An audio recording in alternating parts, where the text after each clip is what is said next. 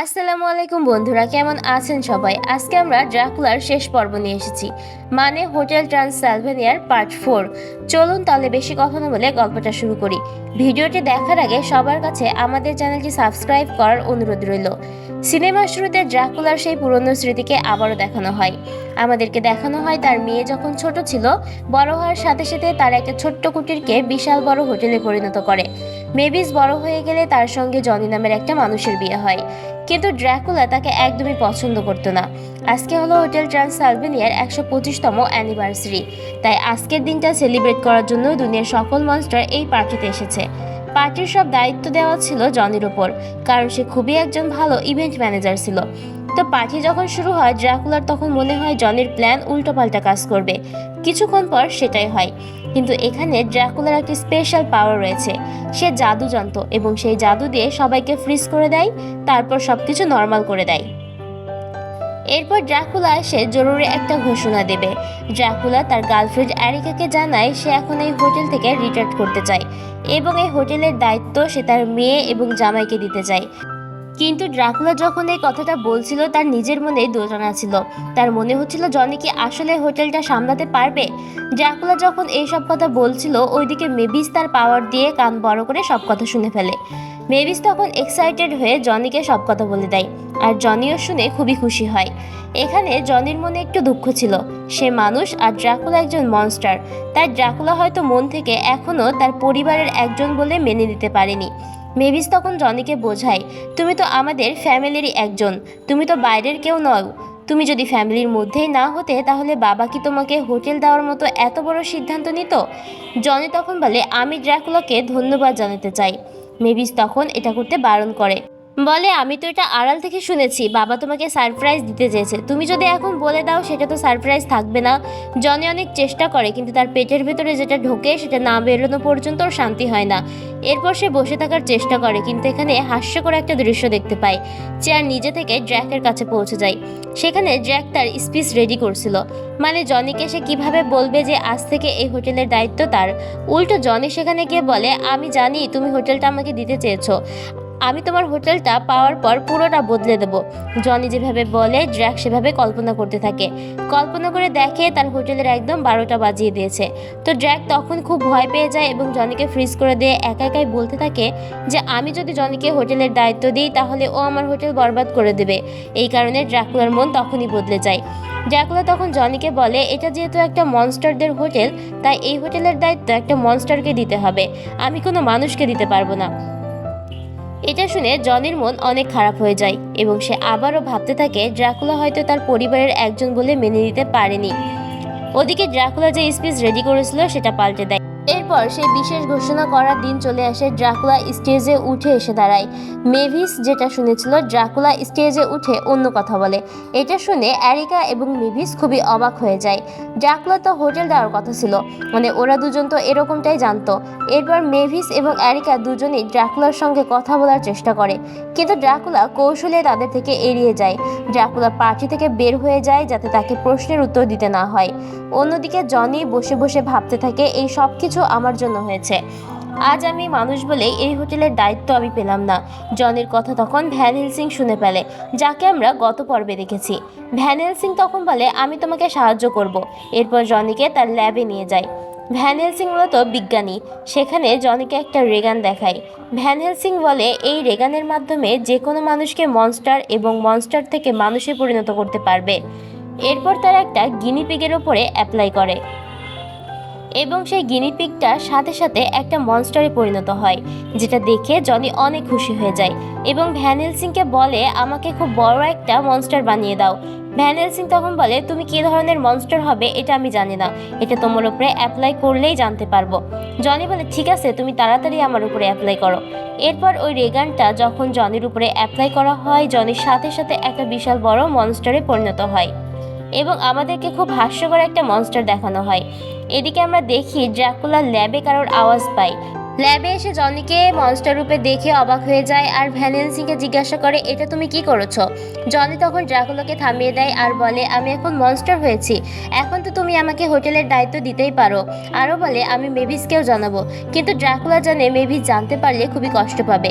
এই জন্য ড্রাকুলা তখন ভ্যান হেলসিংয়ের কাছ থেকে রেগানটা নিয়ে জনির ওপরে অ্যাপ্লাই করতে যায়, কিন্তু ওই রেগানটা শ্যুট করলে সেটা একটা ঝর্ণার পানির ভেতরে পড়ে যায় আর সেই ঝর্ণার পানি সবুজ হয়ে যায়।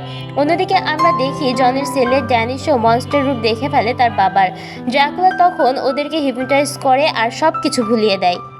ড্রাকুলা আবারও জনির পিছনায় রেগানটা ফায়ার করে, কিন্তু অ্যাক্সিডেন্টলি সেই রেগানটা ঘুরে ফিরে ড্রাকুলার গায়ে লেগে যায়। তারপর আমরা দেখি ড্রাকুলা মানুষ হয়ে গেছে। তার বন্ধুরা বাইরে বের হয়ে এসে দেখে সে মানুষ হয়ে গেছে। তখন আবারও নিজেকে রেগানটা দিয়ে ঠিক করার চেষ্টা করে, কিন্তু রেগানটার ক্রিস্টাল ভেঙে যায়। তখনই মেভিসকে আসতে দেখে ড্রাকুলা তখন তাড়াতাড়ি জনিকে নিয়ে লুকিয়ে পড়ে। এরপর ভ্যান হেলসিংয়ের কাছে যায় আর বলে, তুমি তাড়াতাড়ি একটা কিছু করো, আমাকে ঠিক করে দাও আর জনিকে মানুষ বানিয়ে দাও। কিন্তু ভ্যান হেলসিং বলে, তোমরা তো ক্রিস্টালটা ভেঙে ফেলেছো, এটা আর ঠিক করা যাবে না। আর তাছাড়া আমার কাছে আর কোনো ক্রিস্টাল নেই, এটা অনেক বছর ধরে খোঁজাখুঁজির পরে আমি পেয়েছিলাম। তবে পৃথিবীর একটা জায়গায় এই ক্রিস্টাল পাওয়া যাবে। আমেরিকার অ্যামাজন জঙ্গলে একটা জায়গা আছে, সেখানে এই ক্রিস্টাল পাওয়া যাবে। ওই জঙ্গলে যে কোনো জায়গায় একটা গুহা থাকবে এবং ওই গুহার ভেতরে লাল রঙের একটা ক্রিস্টাল থাকবে, কিন্তু সেখানে যাওয়ার রাস্তা খুবই ভয়ঙ্কর। এরপর ড্রাকুলা সিদ্ধান্ত নেয় জনিকে নিয়ে সেখানে যাবে। ড্রাকুলা যাওয়ার সময় তার বন্ধুদেরকে বলে যায় মেভিস যেন এ ব্যাপারে কিছু জানতে না পারে। অন্যদিকে ড্রাকুলার বন্ধুরা ওই ঝর্ণার পানি শরবত হিসেবে খেয়ে ফেলে, আর ঝর্ণার পানিতে ওই রেগানের পাওয়ার ছিল। ওই ঝর্ণার পানি খাওয়ার সাথে সাথে তারা সবাই মানুষ হয়ে যায়। যেখানে মমি হিসেবে ছিল সে একটা মিশরের লোক হয়ে যায়, ফ্র্যাঙ্ক খুবই হ্যান্ডসাম একটা ছেলে হয়ে যায়। এভাবে একে একে সবাই তাদের রূপে ফিরে আসে। এরপর আমরা দেখি মেভিস তার বাবাকে খুঁজতে খুঁজতে তার বাবার রুমে আসে। সে তার বাবার রুমে গিয়ে হোটেলের চাবি এবং একটা কাগজ খুঁজে পায়। ড্রাকুলা পার্টিতে যেটা বলতে চেয়েছিল এটা বাদ দিয়ে সে অন্যটা বলেছে। ওই কাগজে লেখা ছিল সে তার জামাইকে এই হোটেলের দায়িত্ব দিতে যাচ্ছে। মেভিস তখন বুঝতে পারে তার বাবা তাহলে জনিকে এই হোটেলের দায়িত্ব দিতে চেয়েছিল। তাহলে এমন কি হয়ে গেল যে তার স্পিচ বদলে গেল? মেভিস তখন বুঝতে পারে নিশ্চয়ই এখানে কোনো সমস্যা হয়েছে। অন্যদিকে আমরা দেখি ড্রাকুলা এবং জনি প্লেনে করে রওনা দিচ্ছে। তারপর তারা সাউথ আমেরিকার পৌঁছে যায়। সেখানে গিয়ে তারা ট্রাফিকে আটকে যায়। জনি সেখানে ড্রাকুলাকে কোনোভাবে বাঁচিয়ে নেয়, কিন্তু এখানে আমরা দেখি যে জনির ভেতরে আস্তে আস্তে একটা পরিবর্তন আসছে। অন্যদিকে সেই গিনিপিগটাকে দেখানো হয়, যার ভেতরেও কিছু পরিবর্তন এসেছে। ওই গিনিপিগটা এখন অনেক বড় এবং ভয়ঙ্কর দেখতে হয়ে গেছে। এদিকে ড্রাকুলার বন্ধুরা যে মানুষ হয়ে গেছে এটা লুকানোর চেষ্টা করে, কিন্তু মেভিস এবং অ্যারিকা সেটা ধরে ফেলে। টিভিতে দেখানো হয় সাউথ আমেরিকার রাস্তায় মধ্যে মনস্টারদের দেখা গেছে। জনি এবং ড্রাকুলাকে সেখানে দেখা যায়। তখন ড্রাকুলার একটা বন্ধু ভুল করে বলে ফেলে, ওই দেখো ড্রাকুলা আর জনি। মেবি সেখানে সব কিছু জেনে যায়। সে তার বাবাকে কল করে, কিন্তু ড্রাকুলা ভয়ে কল রিসিভ করে না। এরপর তারা একটা জঙ্গলের ভিতর দিয়ে যাচ্ছিল। ড্রাকুলা একজন সাধারণ মানুষ হওয়ার কারণে তাকে অনেক সমস্যায় পড়তে হয়, কারণ সে তো আগে সবসময় জাদুর মাধ্যমে কাজ করতো। আমারও মাঝে মাঝে ইচ্ছে হয় হাতটা লম্বা করে লাইট বা টিভির সুইচটা অফ করে দিতে পারলেই ভালো হতো। যাই হোক, জনি তো এখন মনস্টার, তাই তার শক্তিটা বেশি আছে। এরপর তারা ভয়ঙ্কর ভয়ঙ্কর জায়গা পার হয়ে একটা গুহার কাছে যায়। ড্রাকুলা তখন মনে করে হয়তো আমরা পৌঁছে গেছি, কিন্তু সে যখন ম্যাপ চেক করে তখন দেখে গুহাটা এখনো অনেকটা দূরে। তারা আবারও চলতে শুরু করে। যেতে যেতে সামনে একটা ঝর্ণা দেখে। ড্রাকুলার খুব ইচ্ছে হয় সে সেখানে গোসল করবে। জনি তাকে বারবার বারণ করে যে এখানে বিষাক্ত মাছ থাকতে পারে, কিন্তু ড্রাকুলা কারোর কথা শোনে না, কারণ সে মনে করে সে একজন মনস্টার। এরপর সে যখন পানিতে লাফ দেয়, ওই পানিতে প্রাণহা মাছ ছিল।